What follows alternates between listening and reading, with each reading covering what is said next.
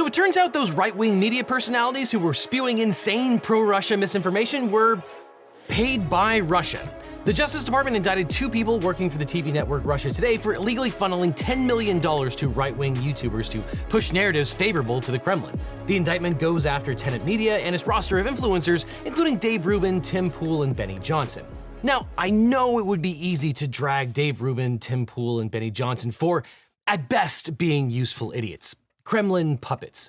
People with zero ethics whose ethical compass is either broken or non-existent. Shills willing to shill for Russian interests. Sellouts for a few rubles. Gormless morons who saw conspiracies everywhere but in the mirror. Complete imbeciles who either didn't check where their money was coming from or didn't care. The dumbest Russian assets in a race to the bottom of the Bochka. Ukraine is the enemy of this country. Ukraine is our enemy. Where was I? Oh, right. But let's not do that, because you see, they are the real victims, according to them. They were paid millions of dollars. Several received $100,000 per episode. So please shed a tear for them. Now, these guys have a history of spouting basically pro-Russian propaganda, though they claim that no one ever had editorial control over their content. But hopefully these guys are just going to tweet their way through this. Tim Pool went on the Ben Shapiro show to explain how the whole criminal enterprise worked. Lauren contacted us and was saying, you know, we'd love to license something from you, or we agreed to a non-exclusive broadcast license, which meant that we own the show. The show is owned by the Culture War Company, which is its own company. We own distribution rights, we own audio distribution rights, everything about it. They just effectively paid for a license, which would have it appear on their YouTube channel Friday mornings at 10 a.m. And with that, they got to use my likeness and things like that. But as part of this investigation, the government also seized over 24 internet domains allegedly directed by the Russian government. These influencers collectively made at least $10 million from Russians who directed them to follow pro-Russia talking points. As Molly Knight points out, Tim Pool and Benny Johnson have gotten more money from Russia than Hunter Biden allegedly got from Burisma. Tim Pool is allegedly now cooperating with the feds, while Johnson posts Bible verses on Twitter. So let's talk about why these guys are going through some things. This indictment, and I remind you, these allegations have not yet been proven in court, accuses Konstantin Kalashnikov and Elena Afanasieva of secretly working for Russia Today, which is known as RT. Russia Today is a state-controlled broadcaster. That means it is funded and directed by the Russian government through its state budget.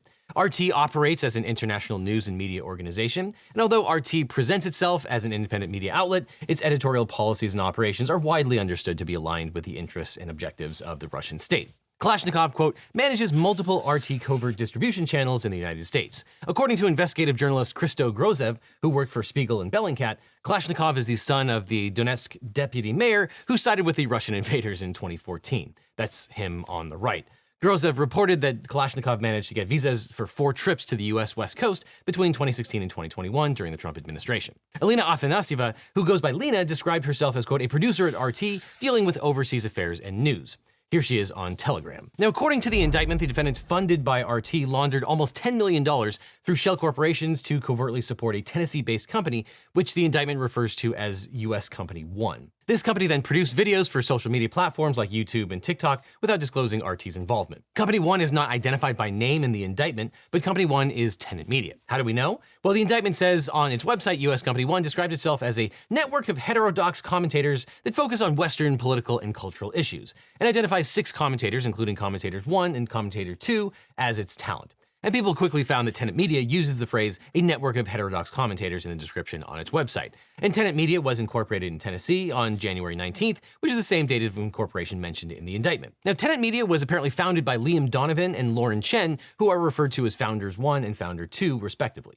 Chen's YouTube channel has over 500,000 subscribers, but her involvement in Tenet Media was not publicly known prior to the indictment. Chen used to host 2 shows for Glenn Beck's Blaze TV. She's a contributor to Turning Point USA, and in a statement, Glenn Beck's company said it fired her. Helpfully, Tim Pool and Benny Johnson both confirmed that they were named in the indictment. In a now deleted and revised tweet, Pool explained that he was an unwitting victim. Quote, should these allegations prove true, I, as well as the other personalities and commentators, were deceived and are victims. I cannot speak for anyone else at the company as to what they do or to what they are instructed. He mistakenly called the DOJ indictment leaked, missing the fact that it was actually part of a DOJ press release. He added, quote, that being said, we still do not know what is true as these are only allegations. Putin is a scumbag, Russia sucks donkey balls. And recently he's done a complete 180 and started posting pro-Ukraine tweets though it would not surprise me if this is just a troll and he thinks he's playing 4D chess. But for future reference, Pool appears to be commentator 2 in the indictment. The Russians paid Pool $100,000 per video to host podcasts and make videos. And over the last couple of years, Pool just happened to become very preoccupied with the idea that the US is on the brink of civil war. And that was one of the core messages that the Russians apparently wanted to promote. And we'll have more on how the talking points tie in with a Russian op called Good Old USA in a few minutes. And now that the indictment is public, Pool has apparently changed his mind about the deep state. He said he's been contacted by the FBI because he's a victim of a crime and intends to cooperate. Benny Johnson is also tweeting through it. He said, quote, "A statement on the leaked DOJ indictment today. A year ago, a media startup pitched my company to provide content as an independent contractor. Our lawyers negotiated a standard arm's length deal, which was later terminated. We are disturbed by the allegations in today's indictment, which make clear that myself and other influencers were victims in this alleged scheme. My lawyers will handle anyone who states or suggests otherwise." So there's a lot to unpack here. First of all, the indictment was not leaked, it was unsealed. Johnson is not a victim of the deep state, and it's hard to claim that you're a victim when you accepted a whole bunch of money to be a useful idiot for Russia. And as for the bit about his lawyers handling anyone who suggests he wasn't a victim, well, bring it on, I guess. Dave Rubin also confirmed he was one of the influencers. Quote, "These allegations clearly show that I and other commentators were the victims in this scheme. I knew absolutely nothing about any of the fraudulent activity, period. People of the Internet was a silly show covering viral videos, which ended 4 months ago. The DOJ never contacted me regarding this matter, and I have no intention to comment further. This screenshot directly from the indictment speaks for itself." Rubin is referring to paragraph 4 of the indictment. Quote, "Kalashnikov, Afanasieva, Founder 1 and Founder 2 also worked together to deceive 2 U.S. online commentators." Now, the key word here is deceive because the government says that the Russians and Tenet Media founders kept its talent in the dark about Russia's involvement. And it's important to note that the DOJ did not charge the influencers with any crime, though we'll discuss their level of culpability in a minute. But here's a sample of the kind of videos that Tim Pool was making under this contract. Ukraine is the greatest threat to this nation and to the world. We should rescind all funding and financing, pull out all military support, and we should apologize to Russia. Now, part of the story I completely believe, and part of it I think is an outright lie. It's entirely possible that the influencers had no idea where this money was coming from. The indictment says that the money was funneled from Russia Today through foreign shell corporations to Tenet Media and then dispersed to the various influencers. And the indictment says that Donovan and Chen actively tried to deceive the right-wing influencers. So it's possible they had no idea where the money was coming from. Though what they had to do for this huge amount of money is so suspect that they should have been asking more questions, which is the part of this clip that I believe is an outright lie. Tim Pool says that $100,000 per episode is basically the going rate for his podcast. That's not true. The podcast that he's referring to got between 100 and 200,000 views per episode, and the nature of the deal was a non-exclusive license, meaning that he could host it on his channel and also on the Tenet Media channel. So in other words, it was basically a huge amount of money for basically zero work. And that's sort of the whole point. Even if they never received explicit talking points, they were given this money, which is fungible, by the way, to amplify their message. And if they weren't given talking points, it's because the Kremlin liked their message so much that they had no notes and just wanted to amplify the message as is. Now, does this content reflect Tim Pool's real opinions? That's for viewers to decide. Forbes is reporting that Rubin is apparently referred to as commentator 1 in the indictment. Rubin signed a contract that paid him $400,000 a month, plus a $100,000 signing bonus and performance incentives. Lauren Southern, Benny Johnson, and Matt Christensen are the other influencers who work with Tenet Media. Christensen is allegedly commentator number 6. See paragraph 34, which says one of the influencers announced the company's formation in a video. That was Christensen. And after news of the indictment broke, Christensen told his viewers on a YouTube stream that, "I guess if you think that pro-America is pro-Putin, and when I say that, I mean like core constitutional, foundational, Declaration of Independence type stuff. So, yeah, I guess if that aligns with Putin, then I've been had." Now, pro tip, if you think that America's founding values are best exemplified by Vladimir Putin, then yes, you've been had. Now, I don't know what's worse, being paid to shill for Russia or being willing to shill for Russia regardless of whether you were paid. Now, it's important to state it's not illegal to run a Russian-backed TV channel. In fact, it would be illegal under US law to shut it down. It's also not illegal to state Russian talking points, nor is it illegal to be paid to speak them. The First Amendment is the First Amendment. But it's also not illegal for platforms like YouTube to not allow those state-backed media platforms on their own platform, which obviously would make it hard for those state-backed media organizations to get the reach that they want, leading them to covert operations. And it is illegal for foreign influencers to try to influence people without registering as a foreign agent. Now, obviously, if you're running a Russian disinformation campaign, you'll want a good lawyer. But if you want a great lawyer, let my law firm, the Eagle Team, help. If you've gotten in a car crash, suffered a data breach, whether or not the Russians were responsible for the hack, or are dealing with a workers' comp or social security issue, we can represent you or help find you the right attorney. It's so important to talk to a lawyer right away so you can maximize your recovery or just find out what your options are. So click on the link in the description or call the phone number on screen for a free consultation with my team. Because you don't just need a legal team, you need the Eagle team. So you can click below. Now, the indictment says that the defendants created fictional personas to disguise their identities and the true source of the money that they were paying these influencers. For example, the defendants created Edward Gregorian, a fictional private investor who was presented as the sponsor behind the company. Gregorian was supposed to be a wealthy businessman from Belgium with ties to finance. In reality, no such person existed, as evidenced by the fact that there is literally no information about him on the internet. The closest you'll find is this poor associate at the law firm of Latham & Watkins. Kalashnikov pretended to be Gregorian, creating a fake accent during phone calls with influencers. And then there's Helena Shudra and Victoria Pesty. Afanasyeva used these two fake identities to direct the editing and publishing of content for Tenet Media. These names allowed her to act covertly without revealing her connection to Russia Today.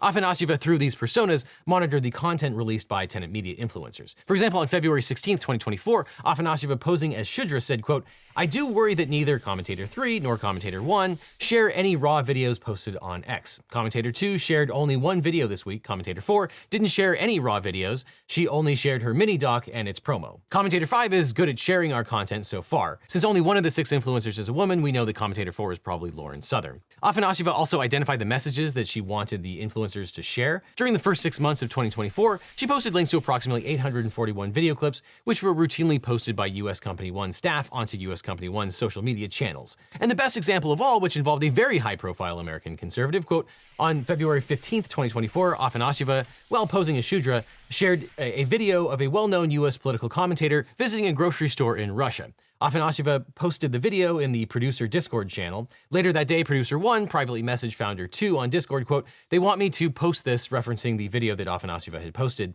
"but it just feels like overt shilling." Founder 2 replied that founder 1 thinks we should put it out there. Producer 1 acquiesced, responding, "All right, I'll put it out tomorrow." The clip that the Russians desperately wanted to share was Tucker Carlson's grocery shopping in Moscow. Here it is. At that point, maybe it matters less what you say or whether you're a good person or a bad person. You're wrecking people's lives in their country, and that's what our leaders have done to us. And coming to a Russian grocery store, the heart of evil, and seeing what things cost and how people live, it will radicalize you against our leaders. That's how I feel anyway, radicalized. We're not making any of this up, by the way, at all. A producer thought this came too close to overt shilling for the Russians. Senator Tom Tillis agreed. He shared this clip and called Tucker a useful idiot. But Chen and Donovan told the producer that they had to comply with the request, so the influencers featured the clip. And so Tucker Carlson, the great liberator, is there in Moscow, ironically, to free people. Pretty incredible that Tucker Carlson is so shameless that even the Russians are like, it's a bit much. The defendants also sought to manipulate the ISIS terror attack on a music venue in Moscow, which killed about 145 people. The defendants saw the attack as an opportunity to turn Americans against Ukraine. Quote, "Despite public reporting that the foreign terrorist organization ISIS had claimed responsibility for the attack, Afanasyeva requested that US Company 1 blame Ukraine and the United States, writing, quote, I think we can focus on the Ukraine-US angle. The mainstream media spread fake news that ISIS claimed responsibility for the attack, yet ISIS itself never made such statements." Commentator 3, who has not yet been identified, was eager to help. Quote, Founder 1 responded that Founder 1 would ask Commentator 3, and the next day confirmed that Commentator 3 said he's happy to cover it. And by the summer of 2024, the defendants were given the authority to post content straight to Tenet Media's platforms.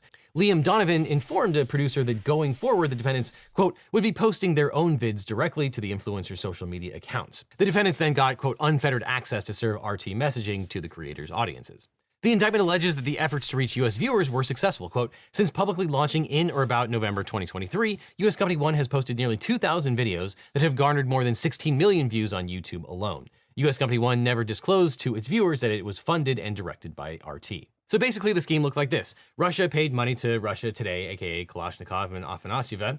They would then take that money and funnel it through international shell corporations, which then paid wire transfers to Tenet Media, aka Donovan and Chen, who then dispersed that money to the influencers themselves. And as Poole and Rubin explained, this was basically free money. They got the funds to do things that they were already going to do anyway, and for which they didn't have to give up any of their rights or revenue. They just gave away these basically meaningless, non-exclusive licenses to Tenet Media. Now, FARA requires individuals and entities that engage in certain activities on behalf of foreign governments, organizations, or individuals to register with the Department of Justice and disclose their relationship with their foreign principal, as well as their activities, finances, and the nature of the work that they're doing. And the indictment accuses Kalashnikov and Afanasyeva of conspiring to violate FARA by acting as agents of Russia Today without registering. The defendants allegedly secretly funneled nearly $10 million from RT through foreign shell companies to finance tenant media. The foreign shell companies were located in the Czech Republic, Hungary, the UAE, Dubai, Turkey, and the United Kingdom. The money was used to produce and distribute social media content that aligned with Russian government interests, especially on politically sensitive topics like immigration, inflation, and Ukraine. However, the defendants failed to register as foreign agents as required by FARA, thus concealing RT's role. The tenant media producers submitted invoices through Discord to the defendants, who then wired the money through dozens of foreign entities. Commentators 1, 2, and 3 collectively made $8.7 million from RT. But the influencers weren't really generating very much revenue for tenant media. Quote, Commentator 1, Commentator 2, and Commentator 3 alone, consistent with Founder 1's February 8th, 2023 warning to Persona 1 that it would be very hard to recoup the costs for the likes of Commentator 1 and Commentator 2 based on ad revenue from web traffic or sponsors alone. The foreign wire transfers far exceeded the receipts of the advertising revenue.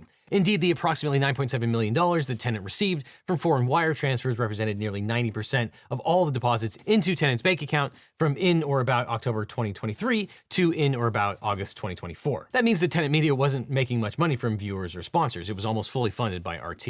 Count 1 of the indictment charges Kalashnikov and Afanasieva of conspiracy to violate FARA. Overt acts in furtherance of the conspiracy included recruiting tenant media, posting video clips to the Discord server for dissemination on the social media accounts, and facilitating approximately 30 international wire transfers from foreign shell entities in furtherance of the conspiracy, each of which was processed by a correspondent bank in the Southern District of New York. A willful violation of FARA, including false statements or omission of material facts, carries a penalty or fine or imprisonment of up to 5 years or both. Count 2 is for conspiracy to commit money laundering. Since the funds used to support tenant media were routed through foreign shells, the indictment connects the FARA violations to money laundering. These laundered funds were intended to finance operations that violated FARA, including influencing public opinion on behalf of the Russian government. The indictment also made forfeiture allegations, which are necessary in order for the government to seize property or assets derived from, involved in, or traceable to the criminal activity committed by the defendants. The indictment alleges that as a result of committing the offenses, Kalashnikov and Afanasieva must forfeit to the United States all property derived from the proceeds traceable to the commission of the FARA violation and the money laundering. But what about the profits distributed to these 6 influencers? Well, it's possible that those influencers could be forced to forfeit those funds, but it's unlikely. So Tim Pool will probably be able to keep his skate park. Now, there is another angle to this situation. The Federal Trade Commission regulates influencers on platforms like YouTube. The FTC requires influencers to disclose any material connections, such as payments, free products, trips, or other forms of compensation when they promote or endorse something. And under the FTC guidelines, influencers must clearly and conspicuously disclose their relationship with brands, advertisers, and entities who sponsor videos. These disclosures should be easy to notice and understand, preferably in the video or in the description. So what would the FTC make of this situation? It's not entirely clear. The influencers said they were shocked to discover that the money was coming from Russia, but of course, how credible is that claim? If someone you've never met before turns up with millions of dollars and offers it to you with certain strings attached that happen to be extremely pro-Russia, would you be suspicious? And in this case, the strings were immediately apparent. The indictment explains that the defendants demanded and got access to the Discord servers. Once they had direct access to the producers and talent, they were given the ability to post pro-Russia, anti-Ukraine, and anti-American content directly to the influencers' social media channels. The influencers say that they were already talking about those topics, so they weren't paid to emphasize specific talking points, but it's hard to read the indictment any other way, especially given that in a sister investigation that we'll talk about in a second, people were given explicitly pro-Russia talking points. Poole says he's a victim who had no idea the money was coming from foreign sources. However, a few years ago, Poole surmised that foreign agents could buy YouTubers. So what happens with social media, particularly YouTube, where it's really easy, you can have a foreign agent or even the government or some corporation or whatever say, this guy talks about things that we really like. Dump ad money into his channel through Google AdSense and they'll never know we were the ones funding him and you can't prove it. The FTC might take a close look at the founders, Donovan and Chen, who knew that they were working with people affiliated with RT, and they were both paid contributors to RT. Founder 1 wrote 25 articles for RT's website, but did not disclose that they were paid to write them, and they knew that doing business with RT would be problematic in the US. The indictment says that Chen and Donovan, quote, recognized that truthfully disclosing their affiliation with RT made it more difficult for them to do business in the United States. For example, in February of 2022, quote, producer 1 told founder 2 that, quote, when I was asking people if they wanted to interview, many said yes until I said I was with RT, so I switched to saying I was just working for founder 1. Founder 2 replied, ha, not surprised. It's possible that promoting talking points from Russia today without disclosure would run afoul of FTC rules, but that would probably require proving that they knew the defendants were not who they said they were, which is definitely possible. Paragraph 22 of the indictment says that the defendants, through their fake personas, told them that, quote, management and marketing for the new platform social media accounts would be done by the Russian firm we agreed to hire. Donovan replied that he was, quote, happy to work with the Russian firm. The Russian firm consisted of defendants who later monitored and directed tenants' activities under the guise of an outside editing firm. Then there's paragraph 27, quote, Founder 1 and Founder 2 admitted to each other in their private communications that their investors were in truth and in fact the Russians, the same term that Founder 1 and Founder 2 previously used to refer to RT while working directly under contract with RT as described above. So we may learn that more than just the founders knew it was the Russians. Tim Pool at least asked. He was reportedly happy with his contract, but, quote, still would like to know more about the company and who he will be working with. The defendants put him on the phone with Edward Grigorian, who was really Kalashnikov, and then he was eager to move forward. Dave Rubin also apparently sought more information on Grigorian, which prompted the defendants to make up a fake CV. But Rubin was suspicious. No, not of the Russians. He thought the CV sounded a little too social justice-y. Quote, Founder 1 reported to Persona 1 that Commentator 1 had a problem with the profile we sent over, specifically the reference to social justice. I think it may be because that's usually a term used by liberals, but we're trying to create a conservative network. Founder 1 suggested that Dave Rubin and, quote, Edward could simply speak together to clarify the profile. So Rubin was willing to share the talking points as long as he was satisfied that Grigorian wasn't a secret social justice warrior. But what if Grigorian was a secret Russian with ties to the Russian government? Well, he evidently wasn't so concerned about that. But meanwhile, the creators are facing repercussions on YouTube. In Europe, Russia Today is banned. The US did not ban RT because it can't. But after the invasion of Ukraine, American distributors of RT America cut ties with the network and it stopped operating.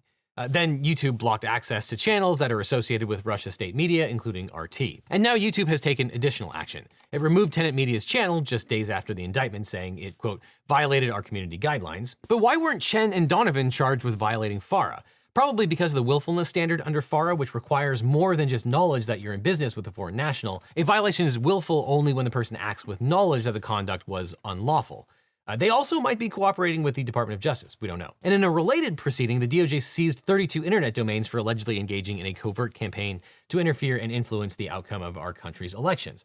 According to the unsealed affidavit filed in a federal court in Pennsylvania, Russia has been engaged in an influence campaign called Operation Doppelganger. They called this the Good Old USA Plan, which I'm sure sounded like the Good Old USA Plan, which sought to exploit existing societal divisions in the US in order to secure a Trump victory by leveraging far-right conspiracies and racist stereotypes.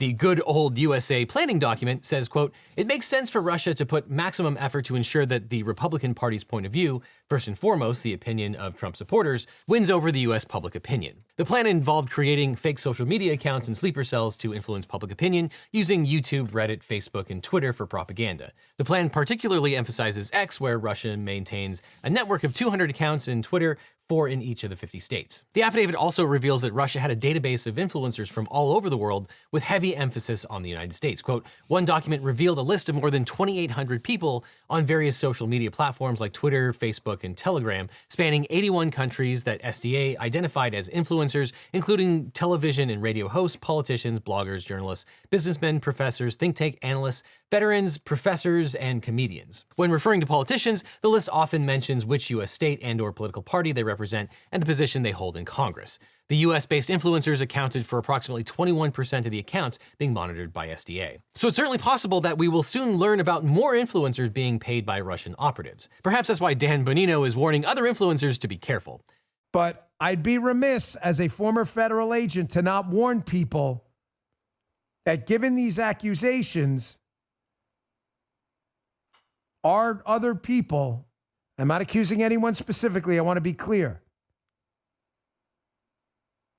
Are people working with the feds right now to try to ensnare other conservative influencers into this alleged operation? I'm just going to say this. Be very careful who you're emailing, and be very careful who you're talking to, and be very careful that you're not talking to someone working with the feds on the other end of the line. Now, there are several ways you could read this clip. Perhaps he's telling them not to be gullible, or perhaps this is a warning to other influencers not to cooperate with the investigation. But if you'd like to see the best videos on the internet by creators who are guaranteed not to be paid by the Kremlin, you can on today's sponsor, Nebula. On Nebula, you can watch all of our videos early and ad-free with zero Russian interference, because our videos always go up on Nebula first. Plus, there's tons of exclusive content, none of which was paid for by shady Russian intermediaries. And for a limited time, you can get a lifetime membership, where you can buy once and then never again. It's the greatest deal of all. And I know tens of thousands of you sign up for Nebula using the CuriosityStream bundle, but unfortunately that's over because CuriosityStream has informed us, and even included in their latest SEC filing, that they don't intend to pay us bundle revenue in 2024. This means that my fellow Nebula creators and I won't get any of the money for bundle subscribers. So the bundle is breaking, and you're not going to be able to have access to Nebula anymore through the CuriosityStream bundle after 2024. So if you'd like to support this channel, the only way to ensure that the money you spend on Nebula goes directly to us is to sign up directly. But that's even better, because if you're new here, Nebula includes tons of exclusive videos from me, original series from your favorite people, movies, plays, classes, and more. I've heard it described as Netflix for people who like trains. With your favorites like Johnny Harris, Neo, Jetlag, Real Engineering, Real Life Lore, and your most favorite, LegalEagle. And exclusives on Nebula are getting really good. I've really been enjoying our new series, The Getaway, that just wrapped up. It's kind of like The Amazing Race, but with some of my favorite YouTubers. And it's hilarious because the whole thing is rigged against them, but they don't know it. And you can see my feature-length documentary, Bad Law Words Good, and other Nebula exclusive content, including my full-length interview with the screenwriter of My Cousin Vinny, and my Not Safe for Work video about lawsuits that are too hot for YouTube. Because what's truly special about Nebula is that because it's a creator-owned platform built by me and other YouTubers and podcasters, and because it's a subscription service, we get to work on larger, higher-budget productions than we ever could anywhere else. It's becoming the answer to the question, how do you get Hollywood-level production value without Hollywood-level BS? And for those of you that want to share everything Nebula has to offer with your friends and family, Nebula is now offering annual gift cards. And if you sign up using my link that's on screen right now, you can give a year of Nebula to a friend for 40% off the yearly subscription. A year of the best content for just $36. And that's a gift that you can give to yourself, by the way, because you deserve it. So get 40% off of you or a friend's yearly subscription at just $36 a year. That's $3 a month for all of your favorite content. Or check out the lifetime deal where for $300 you can get access to Nebula forever. Because we're always investing in more big concept, high-octane Nebula originals. And your lifetime subscription goes towards that investment. In a way, lifetime is the best possible deal of all. Either way, you'll get all of my videos early, get access to exclusives, and support the ambitious projects that my friends and I are working on our own streaming site. So sign up now and get you or a friend 40% off of Nebula yearly, or get the incredible lifetime deal by clicking on the link below. And after that, click on this box over here for more LegalEagle, or I'll see you in court.